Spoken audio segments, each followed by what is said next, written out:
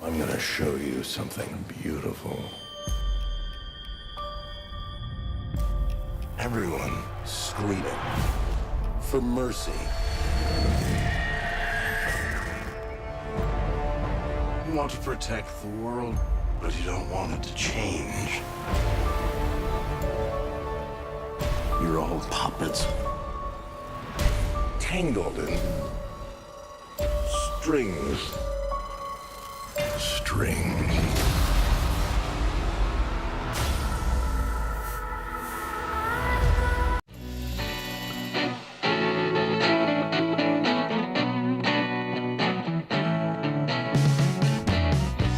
This is the Weekly Geek News Show, Episode 5, for October 24th, 2014. I'm your host, Mike Lewis. Thanks for joining me as I run down the top news stories from the past week in movies, comics, games, tech, and much more. I appreciate your feedback. This past week, as I continued to improve and grow the show, I had a lot more feedback this last week, and also some new listeners. Thankful for that. This week is going to be a little interesting. I did not have as much time to prepare and make my notes. I've been really busy this week with work and home and everything else I had to do. It's on my plate. So please bear with me as I get through this news. But a lot of cool things happened this week, and I'm excited to share it with you and talk about it. One thing that we saw before I started talking was a part of the Age of Ultron, the Avengers trailer, Avengers 2. That was released on Wednesday night. Marvel Entertainment and also Disney released this on Wednesday night after a poor quality version of the entire trailer leaked online. And then on Twitter, Marvel Entertainment blamed Hydra for leaking that. Marvel planned to debut the Avengers Age of Ultron trailer during Agents of S.H.I.E.L.D. television show next Tuesday on ABC. James Spader is the voice of Ultron. Wonderful voice. Very into that character, almost frightening. It'd be interesting to see if they keep it as robotic or less robotic. We know in past movies, superhero movies in fact, such as Batman with Christopher Bale and also Bane in Dark Knight Rises, that voices have changed from the trailer to the actual release of the movie. In any case, this movie is headed into theaters on May 1st, 2015. Now, I have just finished reading the Marvel comic book story arc Secret Invasion, and I actually finished it right before I saw this trailer, so I was kind of in the mood thinking about Tony Stark and his future in the Avengers movies. In the Secret Invasion story arc in the comics, Tony Stark is getting a lot of blame for the events that happened in the years leading up to this point, such as the Civil War, World War Hulk, Secret Invasion, because his actions or things he could have done to prevent these things, he's getting a lot of blamed for it, and also some of the deaths that have happened to characters and superheroes in the comic books. It's interesting to see in this trailer, we find out that Ultron is a creation of Tony Stark, and also him admitting that he's gone too far, gotten to the point he cannot control, and he's also being threatened by other Avengers. Could this be part of the lead up to the Civil War story arc that we will see also in Captain America 3? It's going to be interesting to find out about that. Comics Alliance released an infographic this week outlining all the comic-based movies up to 2020 and beyond. Now, some of these movies have specific dates. Most of them, the ones that are in the most coming soon future. How do you say that? But some examples of these are Big Hero 6, which is also actually releasing very soon, November 7th of this year. And then next year we have the Avengers Age of Ultron, Ant-Man, and the Fantastic Four. See the link in the description below for the full image with all of the movies. GeekTyrant.com has reported that Disney is letting go of the rights to Edgar Rice Burroughs' classic John Carter of Mars. The rights for the movies will return to the original owners, Edgar Rice Burroughs Incorporated. This was a box office failure in the U.S. for Disney. I'm kind of so on the movie. I love the books. I love Edgar Rice Burroughs' books. I wasn't really too excited about the movie. It just kind of went a different direction. Very fun and it's spectacularly looking. A lot of cool effects in it, but it just didn't do enough for me. Edgar Rice Burroughs Incorporated is planning to bring back the character to the big screen, probably with another studio sometime in the near future. I'm excited to see what they do with that. TheVerge.com reported this week that you'll soon be able to get your hands on a cassette mixtape, same that Peter Quill, also known as Star-Lord in Guardians of the Galaxy, had, called Awesome Mix Volume 1. This mix has been available in the real world in digital and CD format, and also in a record format. Marvel is going to release a special version of the cassette to a select group of record stores right before the movie comes out on Blu-ray and DVD on December 9th. Now, Disney has not said how many copies of the tape it will be producing, but it's the first music cassette released by a company since 2003. I just wonder, what are people going to play this on? I guess in their cars. A lot of cars still have the cassette players, but most of them have been swapped out for newer CD players with MP3 or whatever it may be. The tape also comes with a digital download of the 12-track album, so you can also have it on digital and you can put on an MP3 player. Christian Bale will slip into the mock turtleneck to play Steve Jobs in the upcoming film about Apple co-founder. This movie will be based on the book by Walter Isaacson that came out in 2011, biography about Steve Jobs. Danny Boyle will direct this movie, and Aaron Sorkin has written the screenplay. Sorkin told Bloomberg Television that we needed the best actor on board in a certain age range, and that's Chris Bale.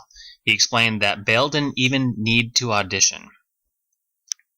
Fantastic Beasts and Where to Find Them, the spin-off trilogy set in the Harry Potter universe, will be released individually in 2016, 2018, and 2020, and this is according to a tweet from the Wall Street Journal.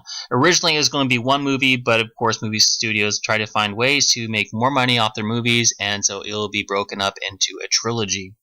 Warner Brothers CEO Kevin Tsujihara is quoted as saying the project will be at least a trilogy and also leave room for future films in the franchise after 2020. More information has been announced about the upcoming Amazon series of The Tick based on the comic book. It will be getting at least a single pilot episode, and if that is successful, then they will make more. Creator Ben Edlund, who is, the creator of Tick, he spent the last decade writing, producing for Firefly, Supernatural, Gotham, and other television shows. He will return to lead the live-action show, and actor Patrick Warburton will be back to play the Tick as he did in the early 2000s in the blue costume. Air New Zealand has produced another in-flight safety video, just as they did earlier, with characters from The Hobbit and Lord of the Rings. This was 2 years ago when the first one came out. This safety video is basically a full-on Lord of the Rings and Hobbit movie set in Middle-earth. Elijah Wood and Peter Jackson both show up on the show, along with characters and costume from the movie. Engineers at Hendo just released a video actually showing a real-world Back to the Future style hoverboard. Now, Back to the Future style hoverboard, it doesn't work exactly as it did in the movie. This is a kickstarting project, and right now it can float off 1 inch off the ground. The only thing, it only works on special metallic surfaces. It uses magnetic properties to float. The battery also just lasts about a few minutes and also is very noisy. This is their 18th prototype, and it can support the weight of 1 human being. Now, this isn't quite like I said, the hoverboard we were promised back in 1989 in Back to the Future 2. It doesn't float over any surface, well, except water, of course. However, it requires a metal ground. They also want to build special hoverboard parks for it, for future prototypes. Now, like I said, this is a Kickstarter project that they have, and the Kickstarter will include a White Box Plus, a development kit called the White Box Plus. It's a floating device that can be controlled through your iPhone or Android phone. And this is to encourage other engineers to come up with their own ideas on how to use this technology. They admit that they are just using this particular application of the hoverboard to get some attention, but in the long term, they are not actually interested in developing a hoverboard. The company has patents for building foundation systems to prevent earthquake damage to buildings, and that is their real goal. There is a new application that will solve your math problems for you and do your homework. Photo Math app solves math problems by just pointing your phone's camera at them. The camera will take a picture or video of the equation that you have and solve the problem for you, and also show you how the answer was reached. And this is good because not only can you get the answer, but you can see how it was done, and so you can learn the steps in order to understand math. If you still want to learn the math, the app can serve as an immensely helpful teaching tool. This will be available to the iPhone, Windows Phone, and also coming to Android in early 2015. You can find out more about this at photomath.net. I like how they are also given an explanation how the solution was figured out, so people can learn the steps to find answers to math. Math really isn't that hard. It's like a game. People are scared of math, but you just have to understand the 1, 2, 3, 4, 5, 6 rules, whatever the rules may be, to get through a problem to find the solution. And once you know the rules, math really isn't that hard. You just combine those rules to find the answer. And it can be a lot of fun if you understand those things.